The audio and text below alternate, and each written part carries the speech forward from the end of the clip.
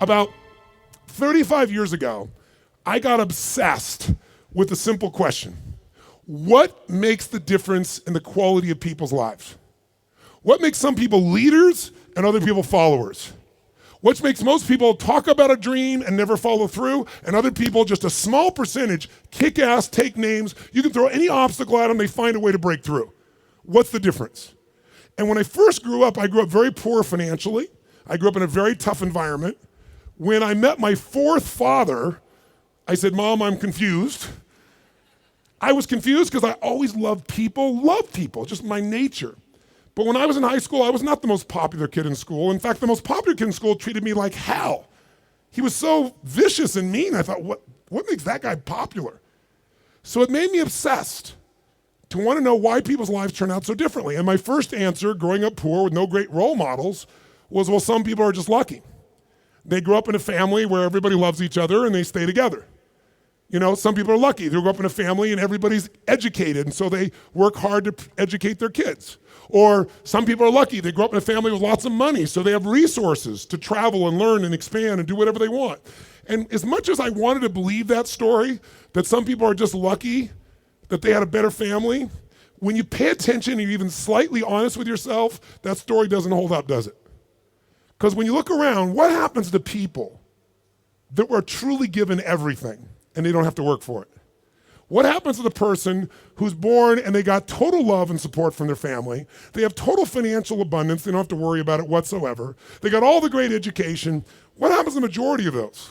Not all, but the majority of those people don't build any muscle. They're not hungry because everything was given to them, so they don't have any hunger that could give them drive. Which, if you ask me, Tony, what's the single most important key to success above anything else? It's not talent, it's not skill, it's hunger. If you get enough hunger going in you for an answer, you'll find the answer. If you get a hunger enough inside of you that says, I gotta take things to a next level, I gotta achieve, I gotta make a difference, I gotta expand, you will find the answer. People's intelligence will expand if they got enough hunger. But if you got everything and you're not hungry, you're not gonna have much. Look at the pathetic people you read about in the rag newspapers who were given everything. And as a result, what do you find out? The majority of people that are given everything, you find them living in rehab. They've been getting everything else and they're going in and out of rehab for drugs or alcohol or something else. And then you find these people that life seems to have stepped on. You know the kind of people I'm talking about? Life has kicked them in the face. They've experienced tremendous injustice. Nothing has been fair to them. They've been abused mentally, emotionally, sexually, spiritually, whatever. And very often, those are the very people that most of us are inspired by, who achieve levels that most people never dream about and who touch society. For example, what would you guess would be the future for a child if I described their background? Because most people think biography is destiny. What you've been through determines who you are. And most of us, if we're not succeeding, can tell everybody the stories of why we're in that place. But it's much more fun to tell people where you are today in spite of what happened in your life. That's a much more interesting story, isn't it? But if you look around, what if a person's story is this? True story. A person's born and their father's not there as a baby. Their father left before they got there. Their mother is going to raise them and their mother's 13. A child being raised by a child. If that's all I told you, what would you predict the future of this child would be good? Real positive, uplifting, expansive, powerful, influential, or concerning? Concerning. What if I said this 13-year-old mother didn't know what to do with this baby and was overwhelmed, so she gave the baby most of the time to her grandma, who had lots to deal with? And what if I told you, with grandma not noticing, before this child was 13, she was sexually abused more than 3 times by different people in family and friends? Now, a little baby being abused, a child being abused. What's the future? Doesn't look too bright, does it? What if I told you at 13, when the baby turned 13, this baby became exactly like her mother and became pregnant as well. Followed exactly in her mother's footsteps. What if I told you at 13, when the baby arrived, the baby was stillborn?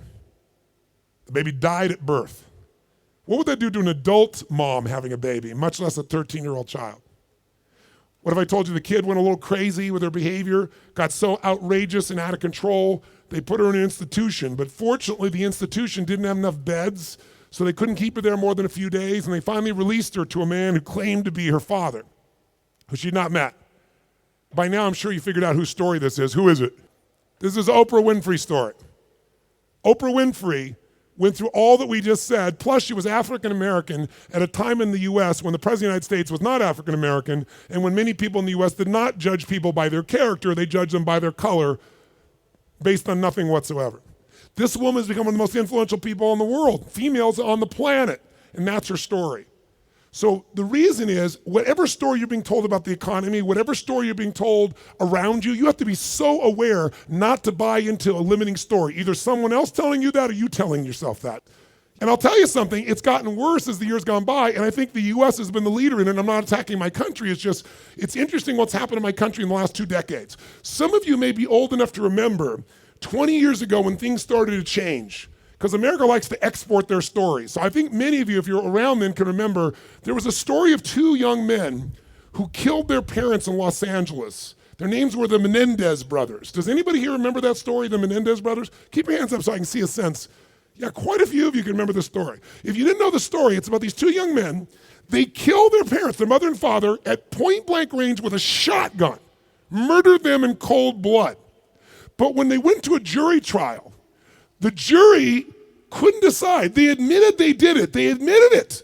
But they said, but our parents were abusive. And so the jury literally was deadlocked. It took 2 jury trials to convict them. Now, all because they were abused. Well, many people are abused. They don't kill their parents with shotguns, right? See, if you and I are going to be successful, we're never going to get it by blaming somebody else, including God. People say, I'm poor because God wanted me poor. I'm fat because God got me fat. No, you're poor and fat because you sit on the couch and watch TV and eat Cheetos all day. It's not God's fault. So what I'm suggesting to you is you and I have to come up with a better story, a story that can make things work. So now I want you to tell me the truth on something here.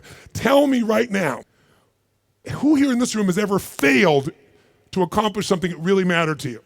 We all know we failed at some point. The first time I ever asked this question on stage, it was spontaneous. I was at this group called TED, Technology, Entertainment, and Design. And I asked everybody in the audience, because they're all multi-billionaires, the guys that started Yahoo, the guys that started Google. It's this really unique group of people. And they're in this darkness. And they weren't responding, so I said, let me just ask you a question. How many of you have ever failed? No one raised their hand. I said, thank you for your full participation.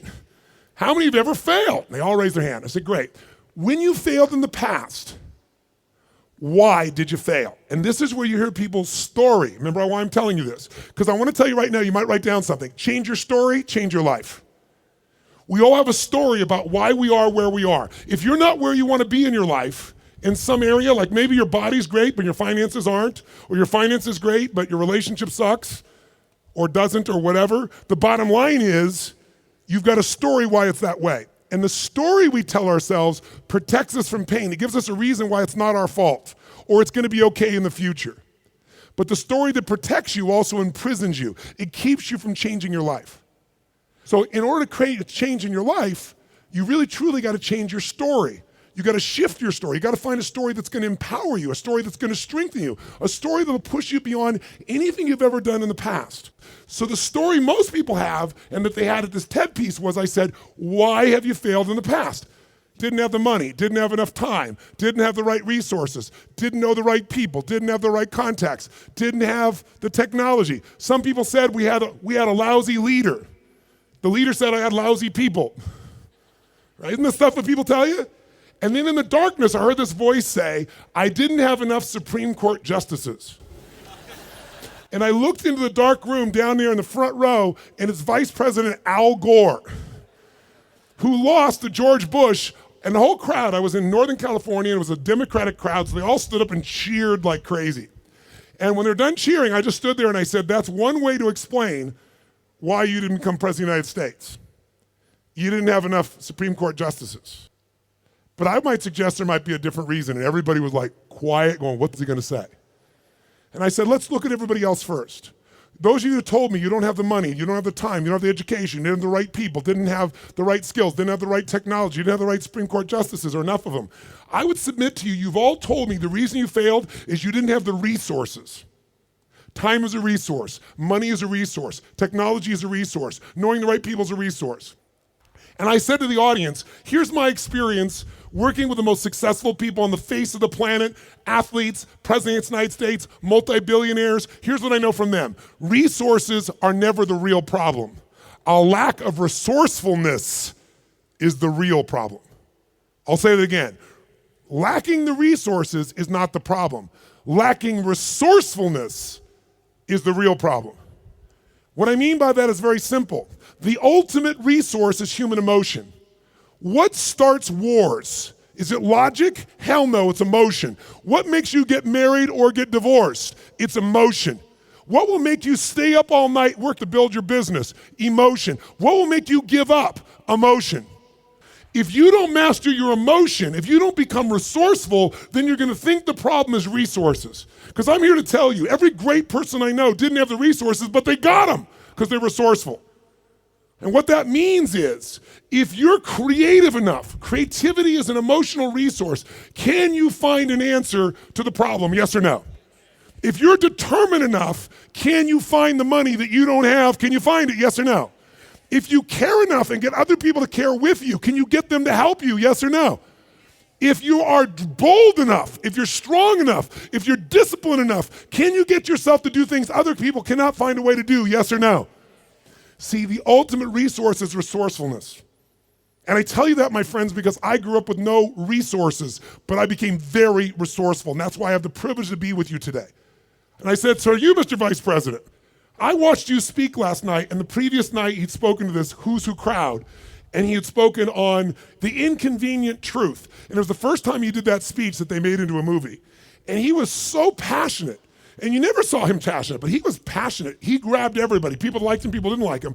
I said, listen, let me tell you something. You said you didn't have enough Supreme Court justices? Here's the truth. I watched the debate with you and Bush. I wanted to vote for you, but I couldn't. There wasn't any energy. There was just ego there. I said, I watched those debates. I said, if the guy that was up here last night was the guy in those debates, you wouldn't need the Supreme Court justices. And the whole crowd went berserk. They started clapping, standing ovation, and he came over and gave me a little high five and said, you're right. And we became good friends out of it. And people came to me afterwards, the guys from Kleiner Perkins, multi-billionaires, they took me to dinner and they go, we've all been thinking that. No one would ever say that. How could you say that publicly? I said, because it's the truth. They go, yeah, but no one said it. And guess what? The truth is, I don't care where you are today. I don't care if you're totally broke and getting here was a huge stretch for you. If you can find the hunger inside of you and you can remember, I don't need resources, I need resourcefulness, that'll get me the resources, then anything you dream about you can make real. But the minute you forget that and you come up with a story that goes, I don't have the money, I don't have the time, I can't do it, it's too far away, that's what's gonna kill you. Change your story, change your life. And we all have a story because we're afraid, all of us, to fail. We're afraid to not look good. We're afraid to be disappointed. We're afraid to get our hopes up. But the only way that you get courage, courage means you're afraid, but you do it anyway. It's not courage if you're not scared. And so there's gonna be people talking here the next few days or today that they're gonna give you some great strategies. Whether you do it or not is not gonna be based on your ability. What you're capable of is amazing. What most people will do is disappointing. It has nothing to do with the content of what needs to be done. It's everything to do with the mastery of your own states. So here's what I believe. My passion is not just get up and talk. My passion is get people to rewire themselves. So how many of you came here not just for information? How many came here for some breakthroughs? A breakthrough means a new quality of life where things that were impossible are possible. Who's with me on this? Say aye. So let me give you 3 keys to a breakthrough. Any one of these 3 can give you a breakthrough, but if you do all 3 of these, you're gonna have an extraordinary breakthrough. So let's start with something so simplistic that none of us would be emotionally attached to it, and we all know it's true. And let's take a symbol in society. All over the Western world, including Australia, and you guys are a bit better than America, but not by a whole lot. What's happened to societies, Western societies, in terms of their health and fitness? Now, I don't know the current numbers here in Australia, but I'll tell you how bad it is in the US. I know you're slightly better than this. 1/3 of Americans are obese now. 1/3. Literally 60% of Americans are overweight. Now, I want to ask you a question. Is that because the strategies required to losing weight are so complex that it's just completely overwhelming? Is that why, yes or no? No. However, if you have the wrong strategy, you're guaranteed failure, even if you're motivated and driven and excited. Is that fair to say? Like, I can remember a few years ago when on the cover of Time magazine was a diet called the Atkins diet. And it said, I don't remember the exact number, I think it was 13% of Americans, the largest number ever, were all on this diet. Now, if you knew anybody who was on the Atkins diet, of course you'd lose weight. First, the number of calories you took came down, but second of all, you ate such an acidic diet that you literally had to pee on a stick so you wouldn't go into acidosis. And if you ever smelled the breath of someone on that diet, you wanted to stay as far away as you humanly could be. Now that's not too hard to figure out, that if I gotta pee on a stick so I don't go into acidosis and my breath is this bad, this may not be a sustainable approach to losing weight. But everybody did it. So if you have the wrong strategy, it's not gonna work. So let me give you 3 things in reverse order of importance, okay? Reverse order, least important first. If you want a breakthrough, one of the things that give you a breakthrough is a strategy. A new strategy could change everything. Does that make sense? A new way to do something. If you come up with the right strategy, it could save you a decade. It could save you 5 years. And one reason to come to a seminar like this, in my opinion, is to gather up as many strategies as you can. And what I want to do in just this short little time I have with you is see if I can give you some strategies that'll give you breakthroughs in whatever you want to go after. Some real quick strategies that really work. What is a strategy? It's a specific way to do something that if you do it that way, you get the result every time. Let's think about strategy like a recipe. If you know someone's recipe and they took 25 years to figure out how to make the perfect chocolate cake, and you're not a baker, but you got their strategy, you got their recipe, how often can you get the same quality of chocolate cake if you follow their recipe, if you follow their strategy? How often will it work? How many times? Every single time. That's the beauty of a strategy. So there's gonna be a lot of strategies available to you here during this course. I'd be listening and find the strategies that appeal to you most. But I'd submit something to you, my friends. I'm a strategist. I'm a business and life strategist. I'm always finding the little thing that'll change it all. I'm obsessed by it, and I filled up my events with them. But I know something about strategies. You can give someone the perfect strategy, and they can still not do it. They can even know it's the right strategy and still not follow through. That's why the problem in our society is not a lack of strategies. If I said to you right now, okay, we gotta lose weight, and we're in downtown Brisbane, and we were to walk 10 blocks, how many places would we pass within 10 blocks that could help you to lose weight, for example, or get fit or get strong? How many? In fact, you don't even have to get up out of this building to learn how to lose weight, because today, God forbid you were gonna get up and walk, you could just pull out your iPhone or your iPad or whatever phone you have, and you could download 10 books right now that you'll never read, right? On how to do it. Maybe you'll start reading the first one, and then you'll get a little text. Oh, what's the text say? And you won't read the rest of the chapter. How many trainers are there in the Brisbane area that could get you fit and strong? Are there plenty, yes or no? Yes. So, is it a strategy problem, do you think? No. So don't get me wrong, I believe strategy is invaluable, but strategy without the next 2 is basically worthless in my experience. You know what to do, but you don't do what you know. But the right strategy versus the wrong strategy is critical, and why don't you make a note of this, really important. You have to do the right thing at the right time. I'll give you an example in my country. Buying a house, right thing to do. In my country, 2007, wrong time. If you bought a house in the United States in 2007, right now you're upside down anywhere from 30 to 70%. 70, in places like Las Vegas, they're down 70%. I have a friend that had a $10 million home, just sold for $3 million. That's why, my friends, I'm a student of seasons. That's why you have to understand and become so incredibly bright and aware as to what's really going on. So when someone tells you the strategy, you go, is that really right now? Because they'll show you a strategy that worked. The question is it working now? You want someone who's done it and is doing it. People go all the time and they go see someone, let's say a really nice stockbroker who then tells them what to do with their finances, but you got more money than he does. That ought to be a clue he's not the person to talk to. People go to psychiatrists all the time that are taking antidepressants for their depression, and they wonder why they don't get better. I mean, we're weird this way. I'm telling you, if you're gonna get a strategy, you better get somebody who's doing it, someone who's getting results. Now, strategy, is it critically important? Even though I beat up on it, is it still a huge advantage with the right strategy, yes or no? Yes. So what's the second thing? The second element, though, that affects whether you're gonna use the strategy or not is the story you tell yourself. Does that make sense? Because if your story is, I'm big boned, or I've tried what? I've tried what? Everything.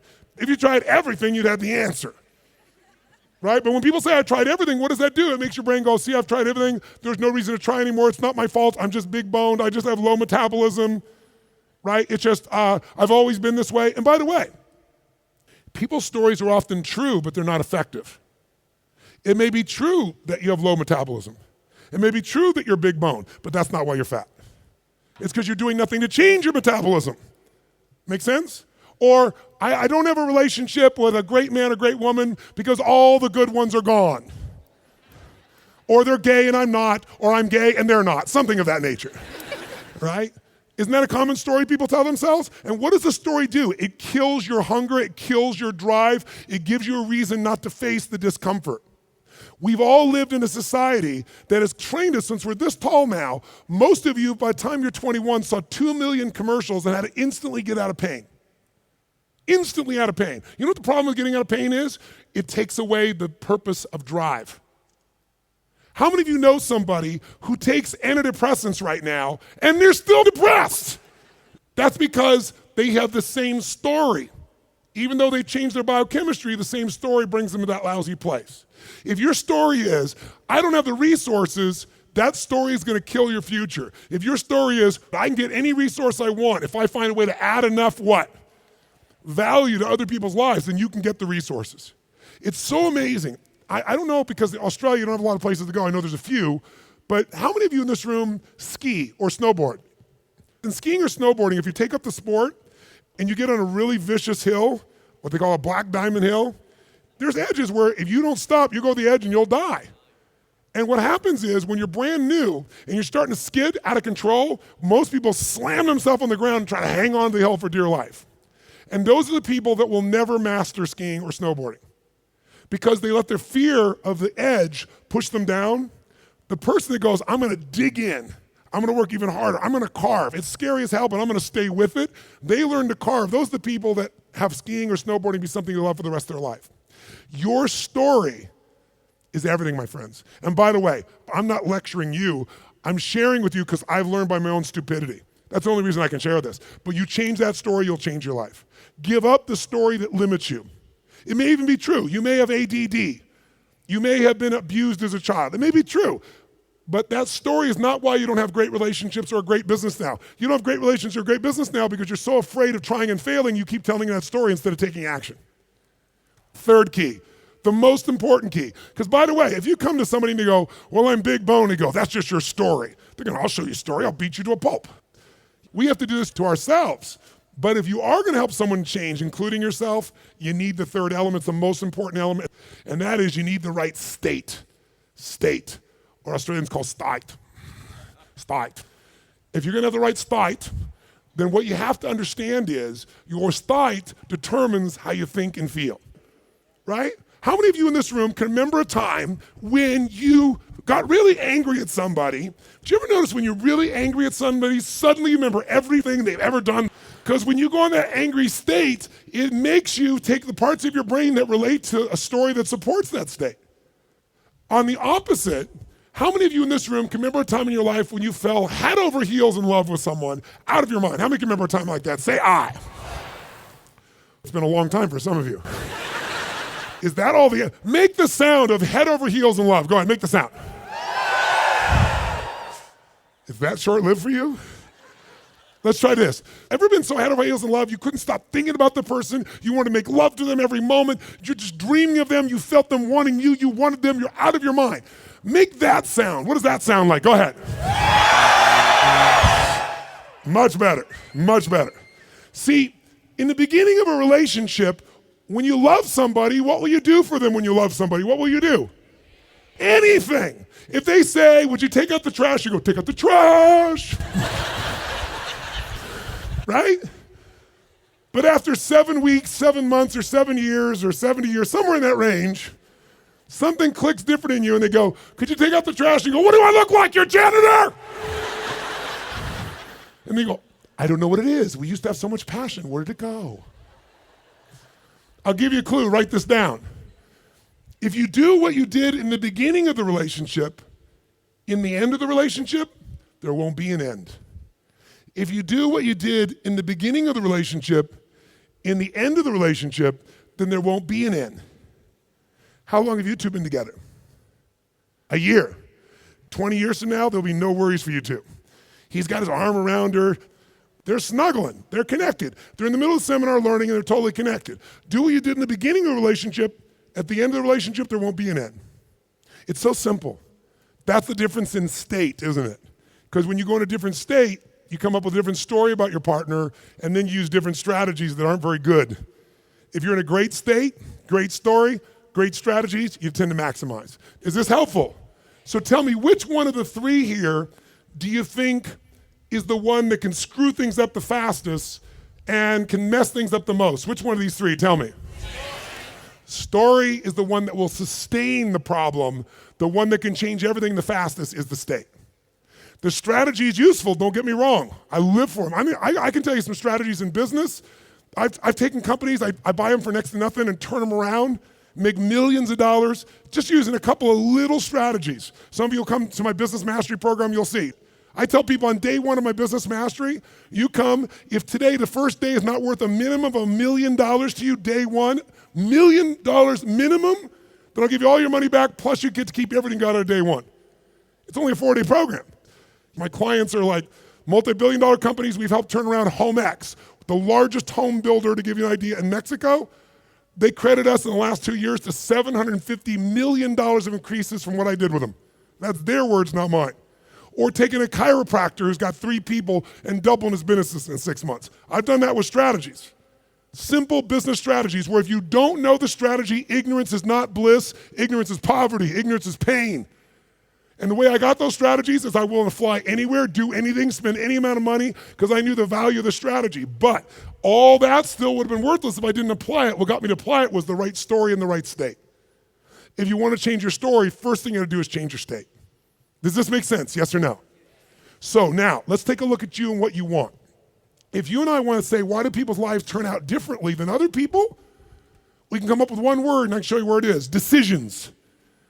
Write down decisions, not conditions, determine my destiny. Decisions, not conditions, determine my destiny. If you look at your life and you look back on it over the last 10 or 15 years, I'd be willing to bet there have been some decisions that if you would have made a different decision, your life would be radically different today. Your relationships or your income or your happiness or your body weight. Everybody's got a story about how the condition affected them. But I can take you 2 people that went through the same conditions, and one person comes back from war and they kill themselves or other people, and somebody else comes back and they spend all their life working for peace. I can find 2 people that were abused as a child. One of them lives totally inside themselves, feeling sorry for themselves. The other one becomes somebody who has an incredibly passionate relationship because they're never gonna let anybody hurt who they love. Same conditions, different decisions. So when the economy that you're going through right now, it doesn't matter what the season of your economy is. What matters is the decisions you're gonna make. And let me give you the 3 decisions you're making every moment you're alive, including in this moment. And you see if it's true or not. First decision you're making right now, in this moment, every moment of your life, is what to focus on. What to focus on totally affects your life. Think about it. Whatever you focus on, you're gonna feel, even if it's not true. If you're focusing on, oh my God, the economy's gonna go to hell, when you focus on like that, you're gonna feel like hell, and your decisions are gonna be hang on to what you got. If you're focusing on, everybody's scared to death, this is a perfect time for me to find an ultimate advantage, because during times of maximum pessimism is when you can do the best. If that's your focus, you're gonna find a different set of opportunities. Focus equals feeling, focus equals direction, focus shapes everything. What's the problem though? Most of us don't control our focus, we let the world around us do it, don't we? If you're gonna turn on the television set, tell me something. What does the news always try to do to get our attention? Tell us what's rosy and beautiful and magnificent? No, or find something that will jolt us. Which one? Jolt us. In the old days, today the news is in your pocket, right? It comes to you through your Twitter feed. It comes to you by being fed to, for example, by text by friends or whatever. The news follows us. But to get our attention in a world where everyone's fighting for our attention, they're looking for a story to jolt you. In the old days, before you had news in your pocket, you walked by a newspaper stand, and if it said something like, headline at the top said, great weather this weekend, what did you do? Smiled, that's cool. Did you buy the paper? No, I'm not gonna buy the paper, great weather, I know what I need to know. But if the headline says, big storm coming, what happened? Boom, some money when that sucker you pulled out, you need to know more. So the news is so competitive today, 24/7, there's not enough news. They've got to constantly play this game. So if you don't take control of your focus, the world will do it for you. If you want to feel good about something, what kind of news? What if there was a movie, and you went to the movie, and here's the beginning of the movie. The main protagonist, the main character, is cool, having a great time, physically healthy, strong, happy, great family, great finances, great everything. That's how it starts, okay? Second part of the movie, still good. Third part of the movie, phenomenal. End of the movie, everything's cool. Who's gonna go to that movie? What are they gonna say? That movie's the most boring what? Movie on the planet. So you and I, if we don't take control of our own focus, we let the environment do it for us because they're always looking to get your attention. Film at 11, your child could die by drinking the natural water here coming out of this area. And when you get to the story, it's never quite the story, but they use that headline to get you. There are headlines in your own life too, though, aren't there? Headlines we use on ourselves. If you want to change your life, change your focus. I'll give you 3 examples real quick. Everyone has a pattern of focus. It's not what you focus on in the moment that affects you. It's what you focus on regularly. So for example, do you tend to focus, personally you, on what you can control or what you can't control? Those of you focus on what you can control tend to feel more in charge of life. Those that focus on what you can't control, by the way, is there plenty of stuff we can't control in this world, yes or no? Tons. And if you focus on it, you will be depressed. Depressed people constantly focus on what they can't control. Second, and it doesn't matter what drugs you take, if you keep focusing on what you can't control, you're gonna get depressed if we add 2 more. Here's another pattern. Do you tend to focus on what you have or what's missing in your life? The tendency today is what's missing, and sometimes we make up what's missing. If you focus on what you have, when you're focused on what you're grateful for, how does your life feel? When you start thinking, oh my God, look at how I'm living. I mean, the worst Australian person who's having the worst, toughest time is having a better time than 90%, I should say more like 80% of the planet. Because about 80% of the planet lives on $2 a day. Most of us, our worst nightmare is somebody else in the world's greatest dream. But if we don't focus on what we have, and we focus on what we're missing, you're gonna feel like hell. Now don't get me wrong, sometimes focusing on what you're missing will give you some drive. Cool, but you just gotta balance it out. People are depressed, always focus on what they can't control, always focus on what's missing, and here's the third one they have, third one. And by the way, most of you have one of these, maybe 2, not all 3. If you have all 3, I know you get depressed pretty easily, okay? Third one, do you intend to focus on the future, the present, or the past? Now we all do all 3, right? But which one do you tend to put more focus on, the future, the present, or the past? What is it for you? Just say it out loud, quick. Future. Now in this room, you hear a lot of the future, which in my country is called future. And most of you came here because you're interested in the future, aren't you? Isn't that why you came here? That gives you an advantage, doesn't it? Because most people tend to look at the past. If you're focused on the past, since you can't control it, it's gonna probably, many times, lower your energy or even depress you. If you focus on the present, you'll probably be happier because the present moment's got more to it. A great business person looks at the future and the present, back and forth.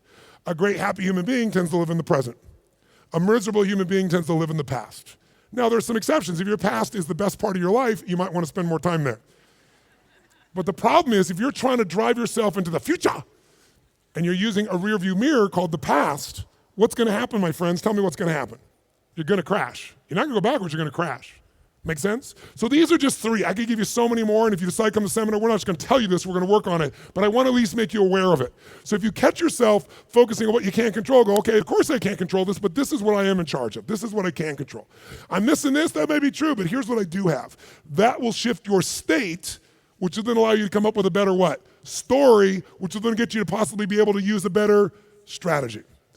Here's the second decision you're making right now as you're sitting here. Second decision, as soon as you focus on something, you now have to give it a meaning. What does this mean? What does this mean? So for example, is this problem in your life a problem? Is it God punishing you? Would it feel different than if you said I have a problem versus God's punishing me? Or is it a challenge? Or what if it was a gift? What if this problem was truly a gift? Would it change how you felt, the state you're in, the strategy you would find, versus if you thought this was a curse? You better believe it. And every moment we're making decisions once we focus on something on what it means. Were you just humiliating me? Were you teasing me? Were you challenging me? Whichever one you come up with is going to change a very different relationship between you and I. And it's all what you make up in your head, the meaning you give it. Is this the end or the beginning? If you think this is the end of a relationship, are you going to treat the person the same way as if you think it's the beginning of a relationship? Yes or no? If you think this is the end of your career, the end of opportunities to invest versus the beginning of them, then your whole experience is different. If your economy really were to take a huge explosion and take a huge drop down, it would be one of the greatest opportunities of your life. The fact that it's no longer growing geometrically is an advantage to you, if you understand that. Because by the way, you make more money when things burn down than when they grow because they burn down faster. Takes years to build the towers in New York, burn them down in a couple hours. And if you're smart, you can know how to do well no matter what the economy is doing. That's really the skill set you got to master. But none of that will you get to unless you can come up with an empowering meaning from the situation. That's what makes somebody successful. What makes Oprah Oprah is she focused on what she could control. Oprah focused on what was possible, what was in the future, and how she could do something right now to make it happen. Oprah mastered meaning. She didn't say, I'm African American, I'm poor and I'm broke and I have no resources. She goes, I'm a tower of power and I'm gonna find a way to make this world change. Those belief systems got her, those states and beliefs, to the strategies that made her Oprah. Make sense? So the piece here is meaning. What does it mean? And then the third decision you're making right now, and again, when I say you're making it, be honest. You may not be making these decisions consciously. They may be being made in your unconscious just habitually because you're not paying attention. That's why you and I want to change our life. We got to wake up. So we decide what we focus on, we decide what things mean, and then the third decision, we decide what to do. What to do. Do I quit or move forward? Do I go interview this person and figure out what they know, or do I just go home and have lunch? Do I enroll in this course so I keep growing, or do I go home and say, let's just see how I do? Your decisions are going to be affected. Do I stay married or do I get divorced? Do I walk up to that person and say, I want to meet you, or do I just stay here and go, maybe it's not the right time? Your decisions of what to do are powerfully shaped by the emotions you're feeling, and the emotions came from the meaning.